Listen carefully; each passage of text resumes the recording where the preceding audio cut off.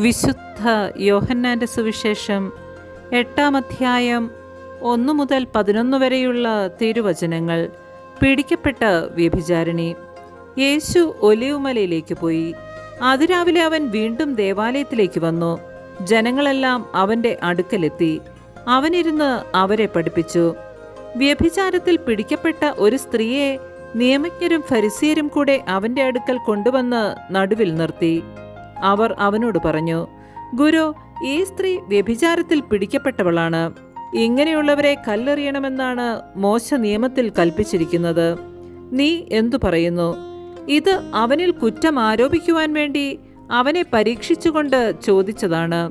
യേശുവാകട്ടെ കുനിഞ്ഞ് വിരൽ കൊണ്ട് നിലത്ത് എഴുതിക്കൊണ്ടിരുന്നു. അവർ ആവർത്തിച്ചു ചോദിച്ചുകൊണ്ടിരുന്നതിനാൽ അവൻ നിവർന്ന് അവരോട് പറഞ്ഞു, നിങ്ങളിൽ പാപമില്ലാത്തവൻ ആദ്യം അവളെ കല്ലെറിയട്ടെ. അവൻ വീണ്ടും കുനിഞ്ഞ് നിലത്ത് എഴുതിക്കൊണ്ടിരുന്നു. എന്നാൽ ഇത് കേട്ടപ്പോൾ മുതിർന്നവർ തുടങ്ങി ഓരോരുത്തരായി സ്ഥലം വിട്ടു. ഒടുവിൽ യേശുവും നടുവിൽ നിന്നിരുന്ന ആ സ്ത്രീയും മാത്രം ശേഷിച്ചു. യേശു നിവർന്ന് അവളോട് ചോദിച്ചു, സ്ത്രീയെ, അവർ എവിടെ? ആരും നിന്നെ വിധിച്ചില്ലേ? അവൾ പറഞ്ഞു, ഇല്ല കർത്താവേ. യേശു പറഞ്ഞു, ഞാനും നിന്നെ വിധിക്കുന്നില്ല. പൊയ്ക്കൊള്ളുക, ഇനിമേൽ പാപം ചെയ്യരുത്.